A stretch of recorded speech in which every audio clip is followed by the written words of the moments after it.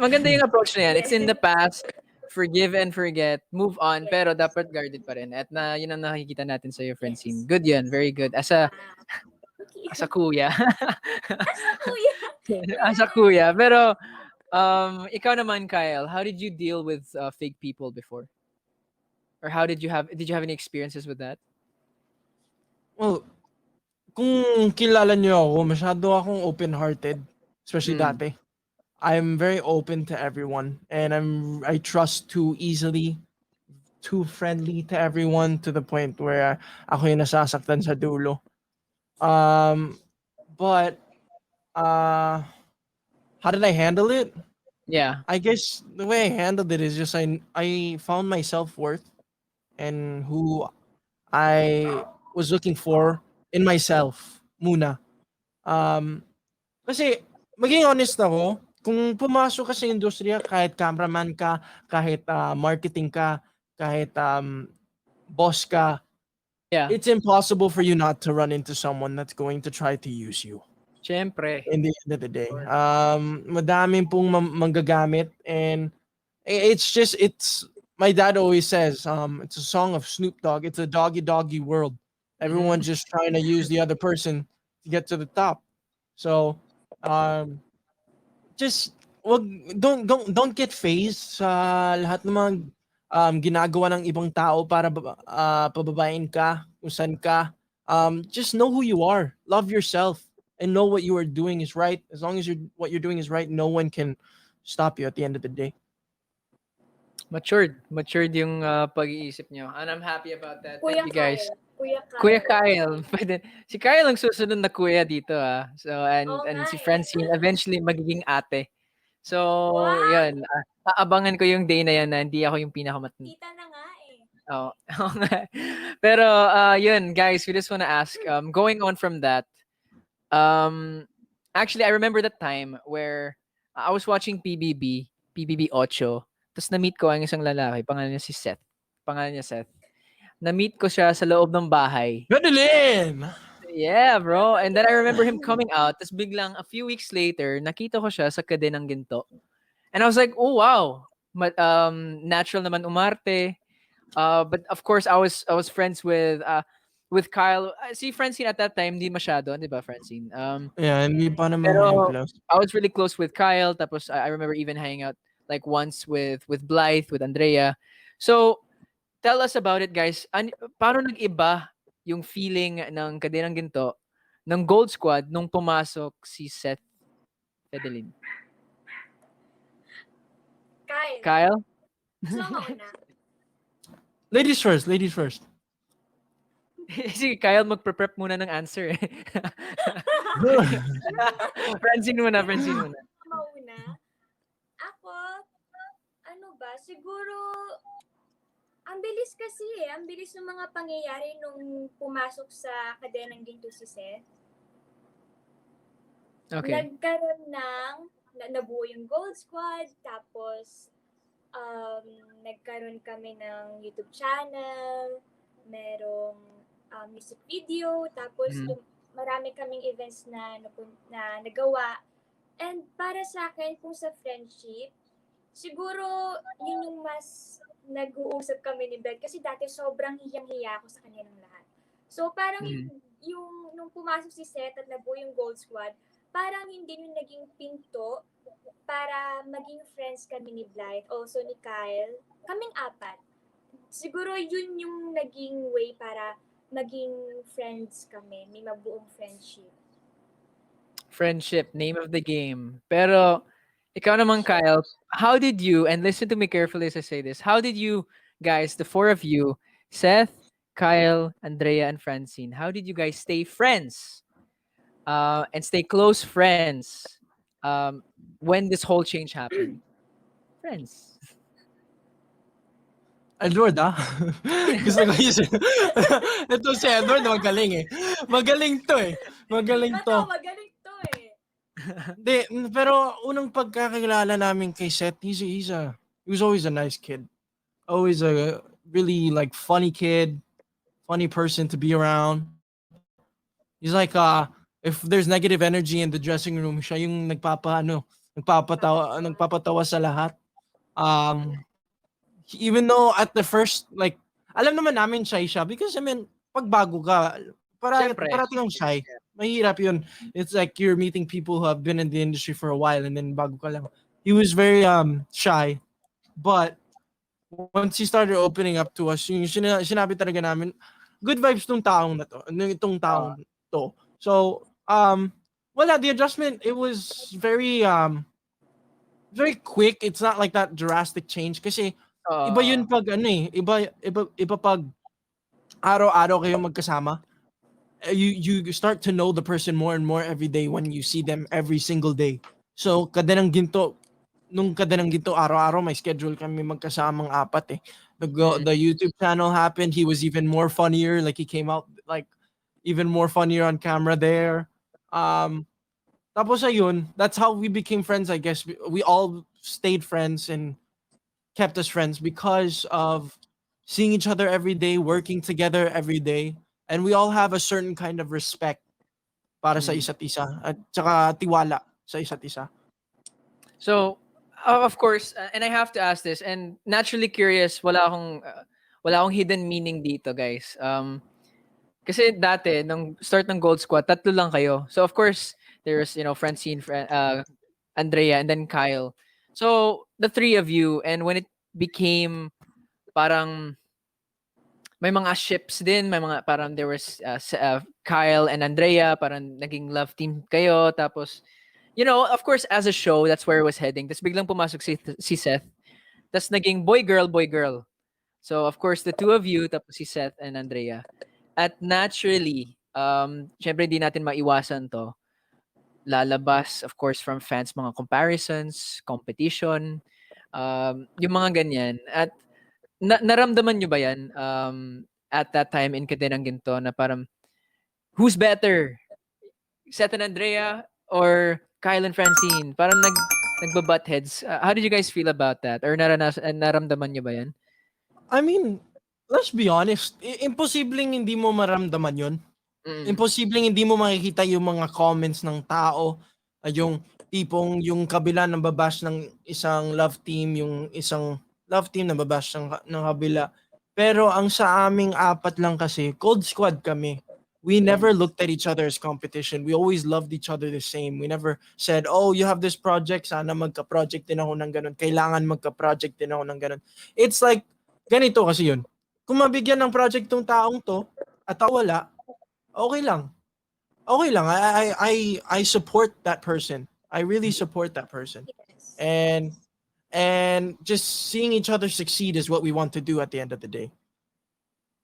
Ikaw naman, Francine. Tulad nga nung sabi ni Kyle, wala namang competition na nagaganap. Kasi kami, Gold Squad kami. Alam namin yun sa aming apat na hindi namin dapat tinitignan yung isa't isa na, ay, kalaban ko to. Ay, umaangat na sila, dapat kami din. Hindi eh. Kami bilang Gold Squad, syempre may mga, kung may blessing na dumating yung isa, syempre, proud kami sa kanya at happy kami para sa kanila. And yung mga goals namin, syempre, marami kaming gustong maabot. So, sabay-sabay din namin yung aabotin. Kumbaga, magkakasama kami na maabot yung mga goals namin, yung pangarap namin bilang Gold Squad. Yun. Gold Squad with golden dreams and a golden purpose. Yun ang gusto natin. Pero, I just have a question for, in terms of... Yun? Wait lang.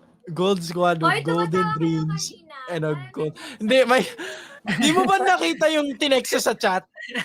Di mo makita? Private chat natin. Tingnan mo yung tinexta sa chat. Oh my God. Ito, Edward. For the sake of my job, wag natin i-share yan sa public. For the job of Kyle as well. Hindi, pero Kyle, saan ka? Papa-aircon lang. Ang init. Nainitan ako sa tanong mo. Okay. Masyadong mainit. Pero ito, let's calm it down just a little bit. Syempre may bagong serye kayo ngayon. And I'm just thinking, game ba kayo? And siguro suggestion din to para sa mga writers ng Huwag Kang Mangamba. Would you guys ever consider swapping love teams for the show? So si Seth mapupunta kay Andrea, si Francine Ano, so si Kyle mapupunta kay Andrea, tapos si Francine kay Seth. Would you guys be game for that? For the serye lang, tas naging close kayo. Oo, kasi work naman yun eh. Tsaka, alam naman namin kung ano talaga yung totoo behind the camera, di ba? And, kung mangyari, ako okay lang kasi magkakaibigan naman kami. So, wala namang problema para sa akin. I mean, So- it's work. Work is work. Hindi mo Yeah. pwedeng basta Ikaw pag pwede love tumanggi team, eh. It's a blessing. it's a blessing. Pag love team, trabaho talaga. Mag-focus ka sa trabaho mo. Wag mong isa sa puso wag mong i-personal yung mga bagay-bagay na hindi naman dapat i-personal. Trabaho lang. Oo. Oh my gosh. Ay, marami akong tanong. Marami Tanong. akong tanong tungkol dyan. Pero before we go further, we just have to say, grabe talaga yung suporta ng mga yung supporters niyo. Of course, we have 12,000, almost 13,000 people watching at the moment. Grabe talaga. At Wow. halos 1.5 million diamonds tayo, Francine. Diamonds. Okay, diamonds. And we just have to give them Diamonds. diamonds. Oo nga. Diamonds But talaga. let's shout them out. Of course, let's take some time on this as well. From Rose 2005 for that Arana, Kaisin Zam for Miss Communiverse, Chimiko for the Communiverse, S Stone, Hey Beds, Chiming Chippy for that Viking ship and that sword as well Hello. from Beds. Sarah Hey Mayward for the Communiverse. Halo. Ang dami flying for the Flying Kiss. Hello. I'm Ryan Luis, nagiging rapper ako dito from Sokal Rhea. Si Tita Janice kanina nag-send ng ibong Adarna. Yun. From Haybets as well, from Purple Janice, KYCINE Heart for that Malacanang. Wow. Mayward Japan for Universe, Baby Kyle 17. Uy, Baby Kyle. With the Ibong Adarna. And of course, at the moment, guys, hindi ko alam kung aware kayo. Last week, ang highest record-breaking episode with 26,000 viewers at after just half an hour with you guys, kayo ang second place na kayo in terms of the record. So, grabe talaga ang supporters nyo. Wait, who has the record? SB19. SB19. Kayo ang second place. Ibigay na namin yun sa kanila. Grabe yun. Grabe yung supporters nila. They have supporters. Yes, sir. Pero, of course, our top gifters for the episode so far at number 3 are Sally at 244, Chiming Chippy at number 2, and Sokal Ray at number 1. Maraming salamat. Pero, yun guys, let's go back to the conversation that we were having kasi ang ganda ng sinabi nyo.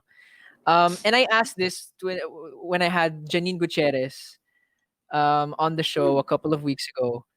And we were talking about acting. At sigurado ako, super mature kayo as actors, as professional artists as well.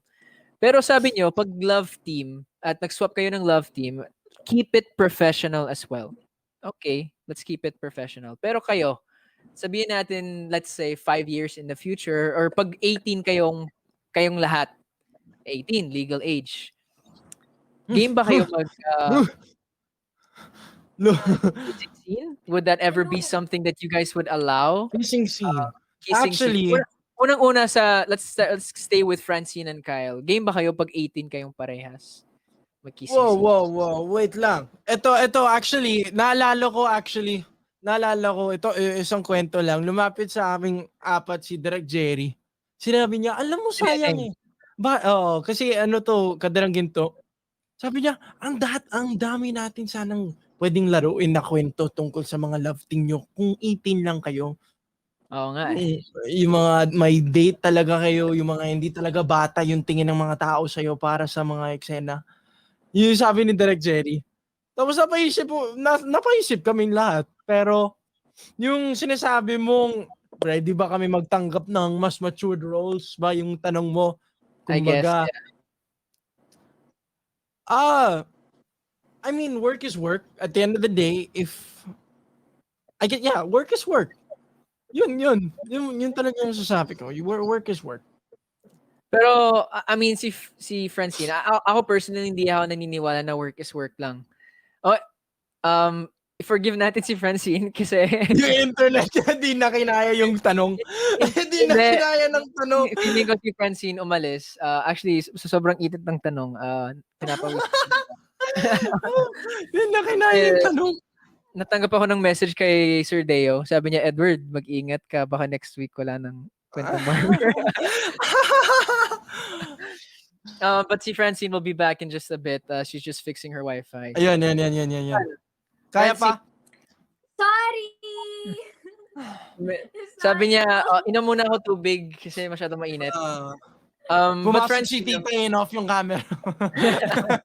Sorry. to keep it with you, Francine, sumagot na si Kyle at sabi niya, para sa kanya, work is work. Ako personally, hindi ako naniniwala na work is work kasi nagbubuo kayo ng connections as friends, Of course. close friends, and even you will have love for each other kahit anong mangyari, kahit hindi romantic love yun or hindi pa yan. Pero ikaw, Francine, nung tinanong ko yung tanong na yan, parang hindi maganda yung reaction mo. So ikaw, Francine, ano yung sagot mo doon? Ako, alam mo, sobrang parang kung sira mag-isip Parang kung ewan mag-isip. Siyempre, may mga pagkakataon na naisip ko rin yan na paano ko ma-offer sa akin yung ganyan. Parang Kasi sira akong movie, mag-isip. tapos sabihin na merong ganun na eksena. Wait lang! Nag-ilag ba? Hindi, okay lang, Francine. Go lang. Lag ako? No. Go lang. Okay lang? Okay. Breathe in, breathe out. Ako hindi. Hindi ko kaya. Ayaw mo? Kasi, Ayaw mo. paano kapag nagkaroon ako ng anak, tapos ma-search nila yung mga dati kong palabas, tapos makita nila, ganun, di ba? So, baka maging iba yung tingin nila sa akin. So, ayoko. Gusto ko, Kiss lang? Gusto ko Kiss lang? Magagalit yung mga anak mo. future children ko. Wait, actually, we have to respect it kasi lahat tayo may I understand that. convictions and dreams in life. Si Kyle, parang gusto mag-enjoy muna, which is fine. Experiences and growing up in life as well. Pero si Francine, alam mo, I remember a very good actor in Kyle. I can't say his name kasi international siya. Baka lumaki ulo ni Kyle. But I remember, Wait lang. I need to know.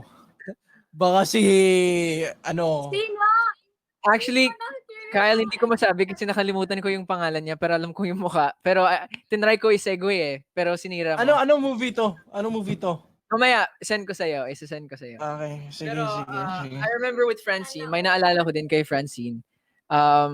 She is the queen of the dance floor. Not Kim Chu, but Sarah Geronimo herself. Kasi si Sarah G, hanggang ngayon, wala pang kissing scene na ganyan. She wanted to save it for the one and only Kuya Mateo. So, Yes, ayun din yung reason ko, isa pa yan. Ayoko kasi gusto mo maging katulad ni Sarah G? Hindi, yung reason ni Ate Sarah, kasi ayoko na bago ko pa ma-meet yung taong talaga naka-destined para sa akin, may iba na ako na-kiss. Diba? Parang ang unfair naman sa kanya nun. Wala, ako lang. Okay, pero Francine, and of course, I don't want to be too forward here. Of course, Francine is still a young girl.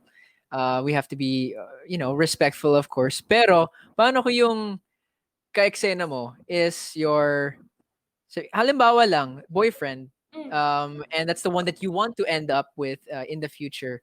Will you still be game if yun ang nangyari?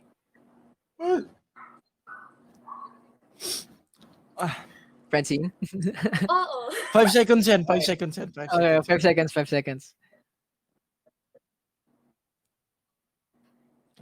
Ay, 10 pala, 10. 10 seconds. Francine, narinig mo ba kami? Okay, wait. We'll get to... Rinig ko kayo, pero rinig nyo ba ako? Yes, we can hear you, Francine.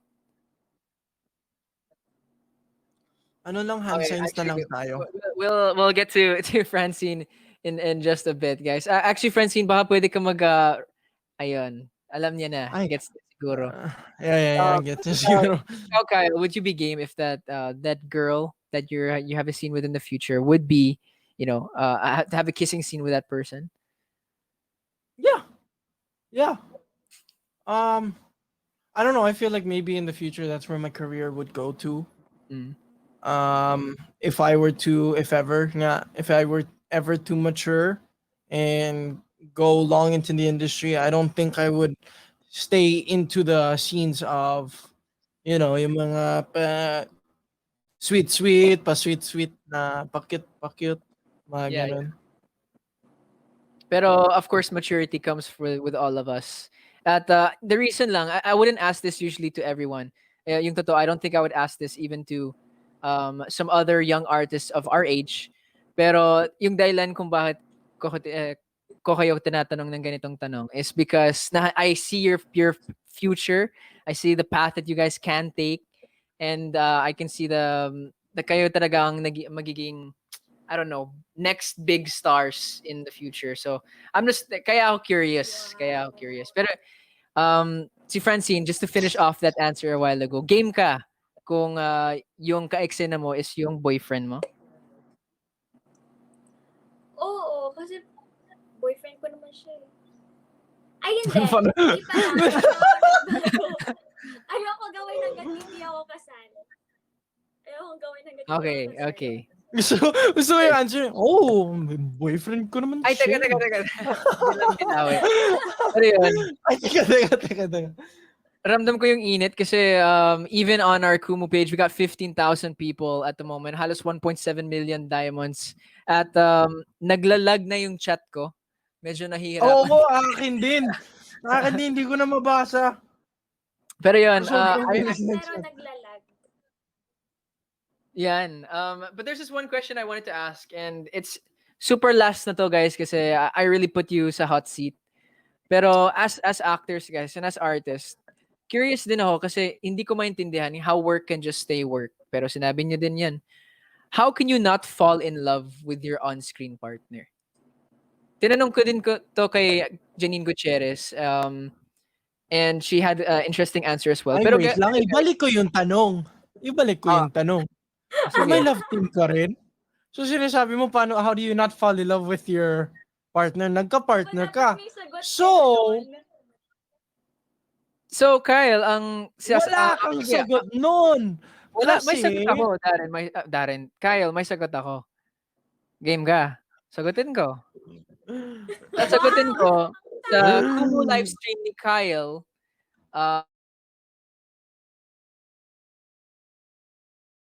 Yung oras natin. Let's ask you guys.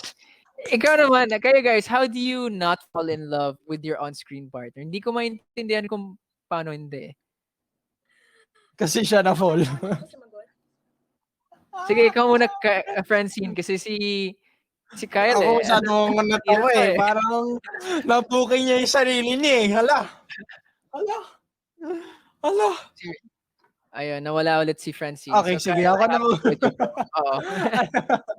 Okay, wait. What's the question exactly? How do you not? How do you not fall in love with your on-screen partner? Sometimes it's good to not force things at the end of the day. Kasi minsan, nakikita ko sa ibang mga love team, pag masyadong minamadali, mas nagkakagulo, mas nag-aaway sa set, mas nakikita ng tao yung mga away. Kasi syempre, pag magka-jowa kayo, pag mag-jowa kayo, madalas, imposibleng hindi kayo mag-aaway. And a lot of the times, especially for new relationships, nakikita ng mga tao sa set yung away. At syempre, ayaw naman ng mga production nyo, nakikita nyo na yung love team nila na parating nag-aaway. And most of the fights usually happen when they're together because they're fighting over someone else on set or they're fighting over pagselos, pag mga ganun. So when you keep it professional, the more you keep it professional, the better it is. In my opinion. So, let's not rush. Pwede naman yan. Maganda yan. Yeah, don't rush. Yeah.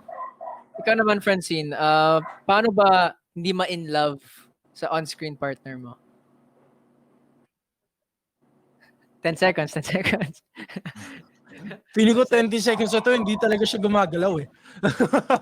Okay lang. If, Wait, naglalag ako? medyo Francine, if you can Hindi. hear us. Yes. Okay na, Wait. Francine. Pag mga ganitong oras, naglalag na daw yung wifi niya. Uy, Okay na daw. na-memorize mo? Hindi, pag nagla-live kasi kami, laging ganito. Pag pawala na yung araw, boom. Pag mga Zoom meeting, pag siya yung tinatanong, wala eh. Wala siya. Okay lang. I think we can actually take this moment as well to shout out all of the different people na nagbibigay ng mga gifts.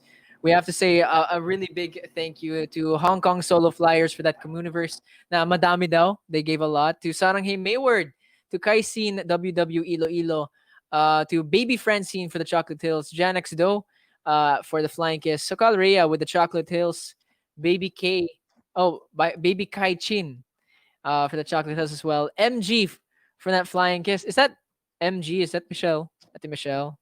I'm not sure. Maybe not. But from Hey Beds, we got Miss Communiverse, Tita Lopez, and Sally244 for the Chocolate Hills. Guys, Si ma'am, nandito ka! who? Si ma'am, nandito na. Ma'am, kaya pa? Francine, Francine. okay na yung quality ng video ni Francine. So, Sorry Um, na. Sorry talaga. Hindi Okay nakikisama lang, yung Francine. wifi namin eh. Sorry po. Okay lang, Ulit yung Francine. question kanina, Edward. Sorry. Sige. Last hot seat question para kay Francine. Wow. Para sa'yo, Francine, paano ba hindi ma-in love sa on-screen partner mo? Okay. Para sa akin ha, para sa akin, hindi ka, mahirap kasi mahirap hindi ka parang madala sa mga eksena.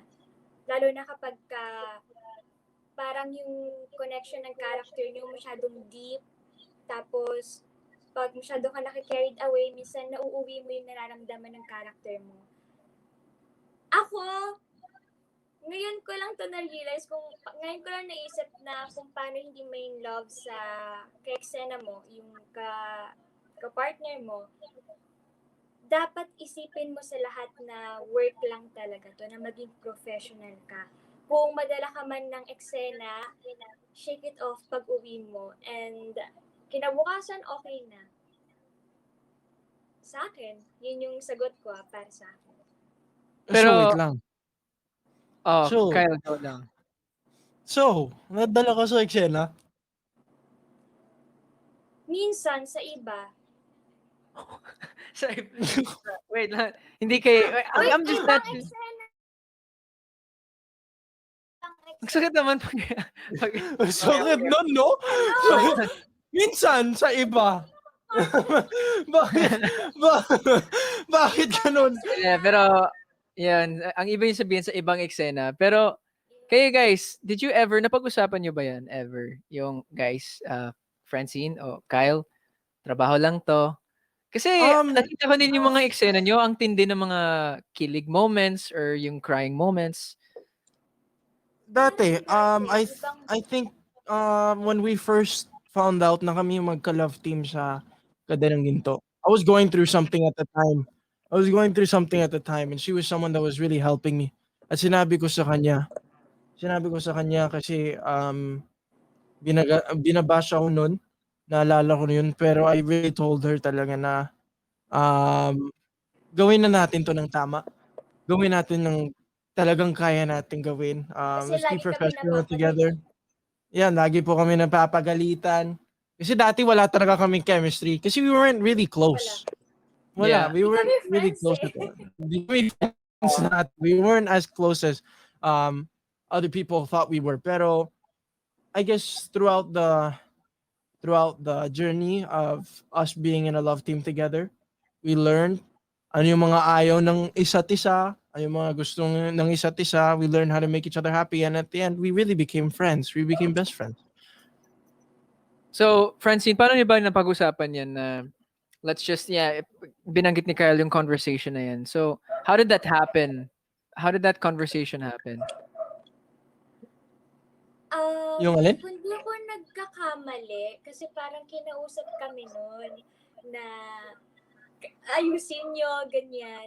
Kasi, hindi ko na sabihin. Basta, sinabihan kami, kinausap kami na ayusin daw namin. So, doon nagsink. Nasa set ata kami nun eh. I was Oo, depressed. sa set ata yun.